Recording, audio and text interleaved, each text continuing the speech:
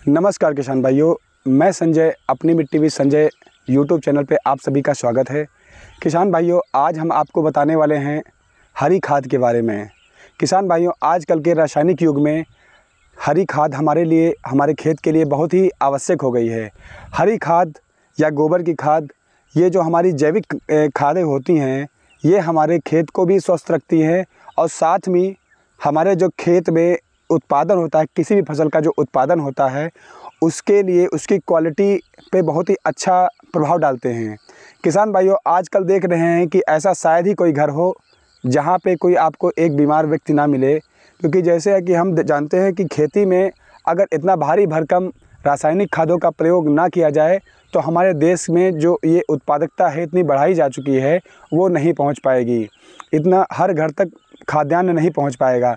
तो किसान भाइयों, ये मई का महीना चल रहा है और हम आपको बताने वाले हैं हरी खाद के बारे में। तो किसान भाइयों, इस तरह से जो परती पड़े हुए खेत हैं, आप देख रहे हैं कि ये पहाड़ी क्षेत्र है। आप पीछे देख रहे हैं, ये नेपाल का क्षेत्र लगता है और ये हमारा बलरामपुर ज़िला है।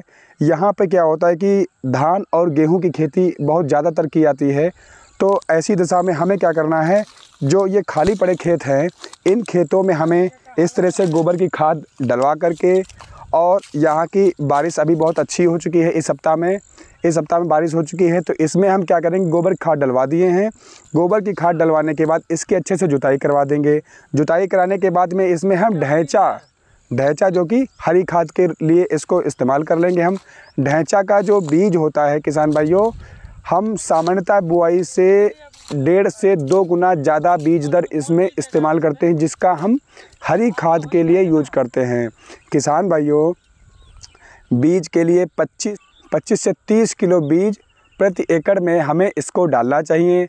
और बीज की बुआई जब हम कर देते हैं तो हमारे खेत में आप देखते हैं कि जब इसको बुआई कर देते हैं तो बुआई करने के बाद फिर 40 से 45 दिन के बाद हम देखते हैं कि आपके जब ढैंचा की फसल में या ढैंचा के पौधों में जब फ्लावरिंग आने लगती है, ढैंचा के फूलों में पौधों में जब फ्लावरिंग आने लगती है, तो ऐसी दशा में हमको क्या करना है, उसमें मिट्टी पलट हल से जुताई कर देनी है और उसको अच्छे से उसमें खेत में पलट देना है।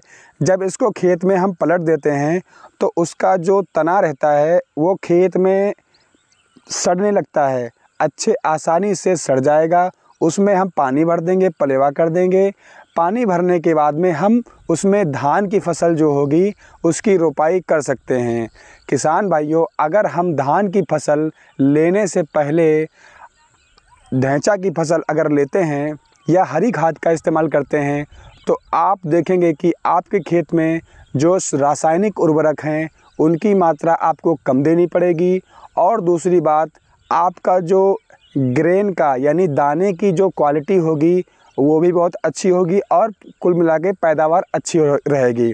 दूसरी बात, साथ साथ में क्या, ये जो ढैंचा रहता है, अगर हम हर साल अपने खेत में इसको बुआई करते हैं तो हमारे जो मिट्टी की जो संरचना होती है, ये जो हमारी मिट्टी है, ये मिट्टी के संरचना में इसमें वाटर होल्डिंग कैपेसिटी आ जाती है। इसमें क्या होता है कि जल धारण क्षमता बढ़ जाती है और ऑर्गेनिज्म होते हैं, सूक्ष्म जीव की सक्रियता बढ़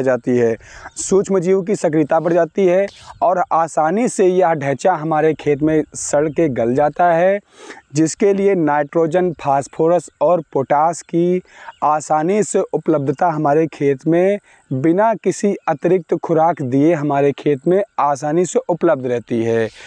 हम लोग किसान भाइयों जानते हैं कि जैसा ढैंचा की जो फसल होती है वह दलहनी फसल है, और दलहनी फसलें जो होती हैं वातावरण से नाइट्रोजन का स्थिरीकरण करती हैं, जिससे हमारी कोई भी फसल को अगर हम लेते हैं तो वो हमारे खेत के लिए बहुत ही फ़ायदेमंद सिद्ध होती है। तो ऐसी दशा में किसान भाइयों, मई जून के महीने में आप कोशिश करके ढैंचा की फसल अवश्य लगाएं। इसका बीज हमको कहाँ से मिलेगा किसान भाइयों? उत्तर प्रदेश सरकार हमारी कृषि विभाग के माध्यम से किसानों को प्रदर्शन में 90% यानी कि लगभग 50 से 55 किलो प्रति केजी बीज की जो 1 किलो बीज की 50 से 55 रुपये प्रति किलो बीज पड़ता है, जिसमें लगभग अगर आप प्रदर्शन यानी कि आप ढैंचा का बीज और प्लस धान का बीज दोनों अगर ब्लॉक के अपने गोदाम से लेते हैं तो उसमें आपको 90% ढैंचा के बीज में 90% तक की छूट मिलेगी किसान भाइयों। तो उसमें आपकी लागत केवल 10% हो जाएगी। अगर आपका लगभग अगर 100 रुपये का बीज आया है तो उसमें 90% अनुदान मिल जाएगा आपको। तो यह हमारे खेत के लिए बहुत ही फ़ायदेमंद है। सरकार इस पे बहुत ज़्यादा ध्यान दे रही है। दूसरी बात किसान भाइयों, अगर हम धान का बीज कहीं दूसरी जगह से लेना चाहते हैं और ढैंचे का बीज हम अपने ब्लॉक से लेना चाहते हैं तो ऐसी दशा में किसान भाइयों आपको 50% अनुदान पे ढैंचे का बीज आपके नज़दीकी ब्लॉक पे आसानी से उपलब्ध हो जाएगा। वो वहाँ पे आप जा कर के अपना किसान पंजीकरण दे कर के, अपना बैंक पासबुक, आधार कार्ड ये सब दे कर के आप वहाँ से ले सकते हैं। और किसान भाइयों अगर आप इसको लगातार बोते हैं तो आपके खेत में ये फ़ायदा तो करेगा ही। ज़रूर ग्रीन मैन्योरिंग करनी है।